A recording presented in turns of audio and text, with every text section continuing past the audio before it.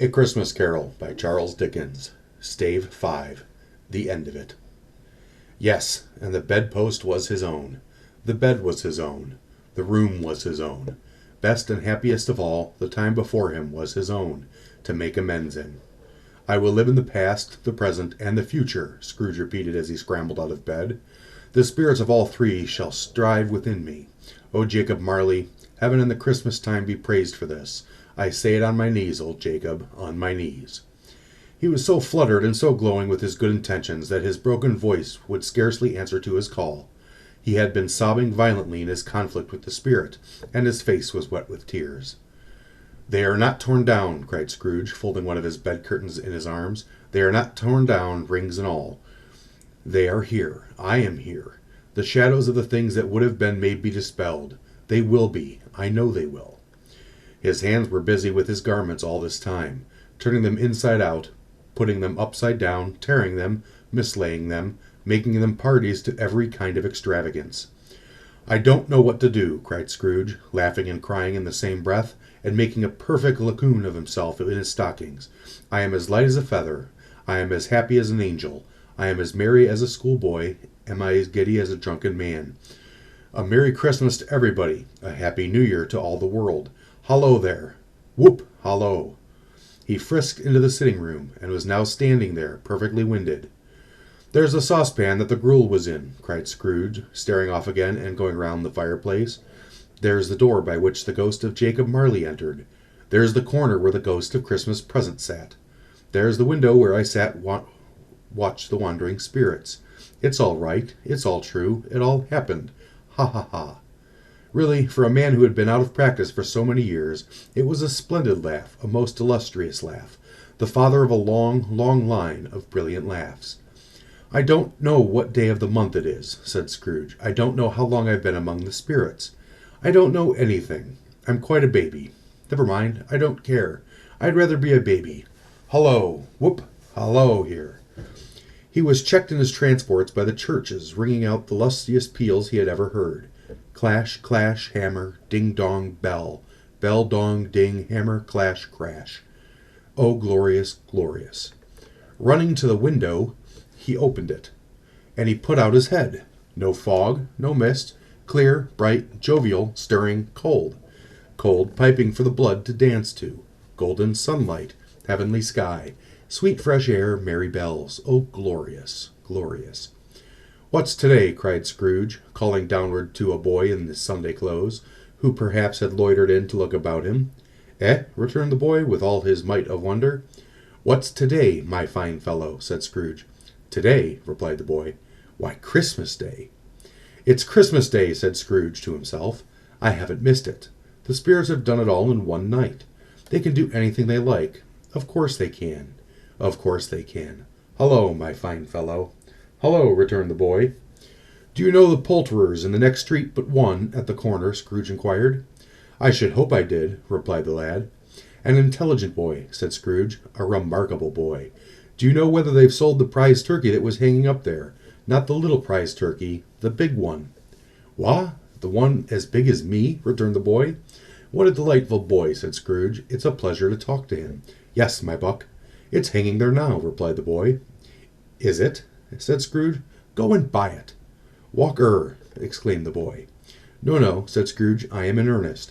Go and buy it, and tell him to bring it here, that I may give them the directions where to take it. Come back with the man, and I'll give you a shilling.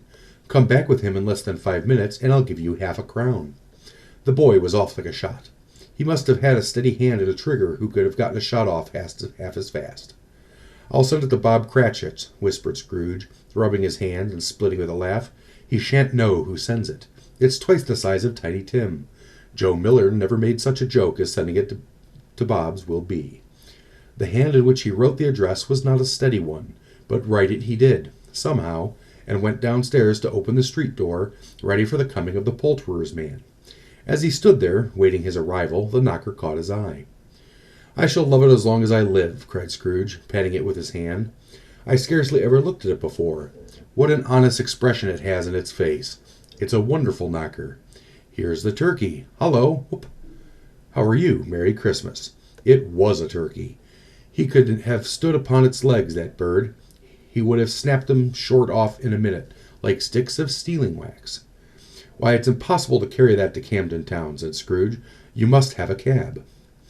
The chuckle with which he said this, and the chuckle with which he paid for the turkey, and the chuckle with which he paid for the cab, and the chuckle with which he recompensed the boy, were only to be exceeded by the chuckle with which he sat down breathless in his chair again, and chuckled till he cried.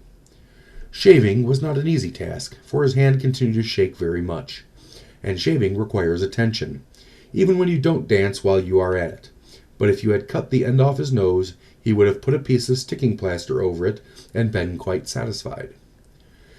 He dressed himself all in his best, and got out into the streets. The people were pouring forth, as he had seen them with the ghost of Christmas present, and, walking with his hands behind him, Scrooge regarded everyone with a delighted smile.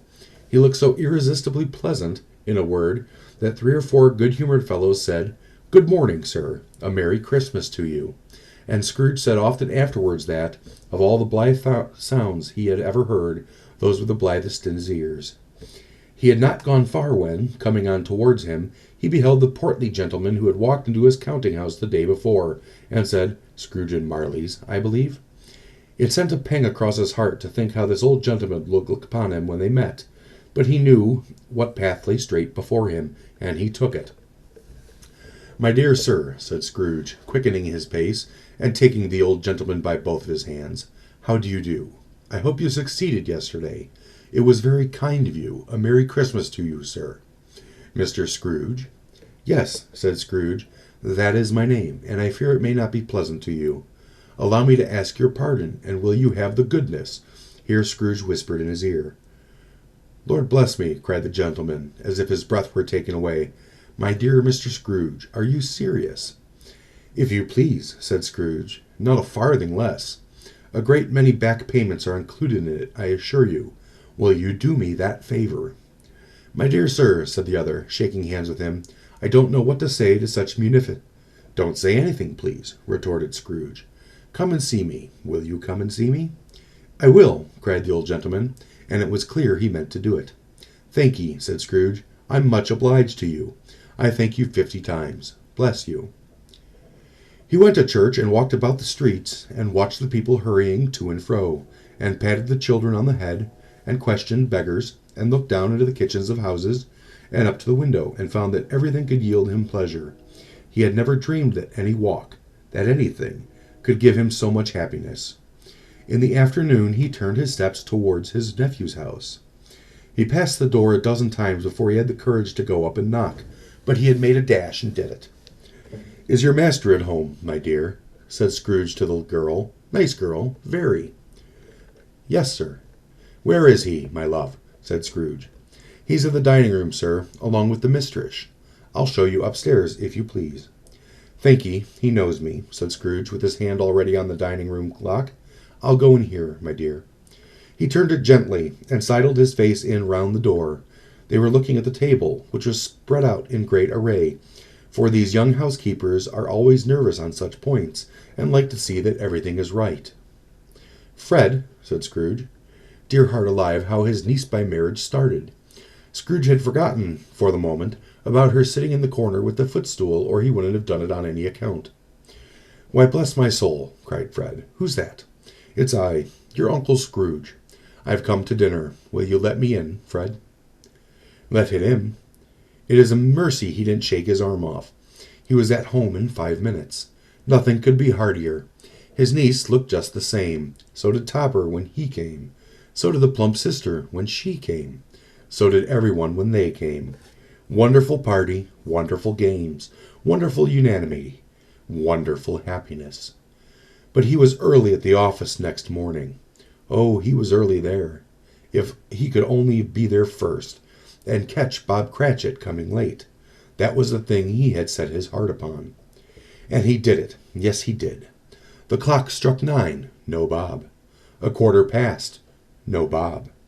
He was a full 18 minutes and a half behind his time. Scrooge sat with his door wide open, that he might see him come into the tank. His hat was off before he opened the door, his comforter too. He was on his stool in a jiffy, driving away with his pen, as if he were trying to overtake 9 o'clock. "Hullo," growled Scrooge in his accustomed voice, as near as he could feign it. "What do you mean by coming here at this time of day?" "I am very sorry, sir," said Bob. "I am behind my time." "You are?" repeated Scrooge. "Yes, I think you are. Step this way, sir, if you please." "It's only once a year, sir," pleaded Bob, appearing from the tank.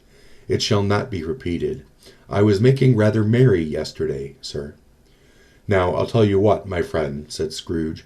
"I'm not going to stand this sort of thing any longer.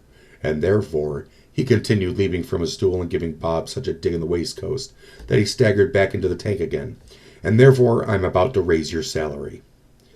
Bob trembled and got a little nearer to the ruler. He had a momentary idea of knocking Scrooge down with it, holding him, and calling to the people in the court for help as a straight waistcoat. "A Merry Christmas, Bob," said Scrooge, with an earnestness that could not be mistaken, as he clapped him on the back. "A merrier Christmas, Bob, my good fellow, than I have given you for many a year.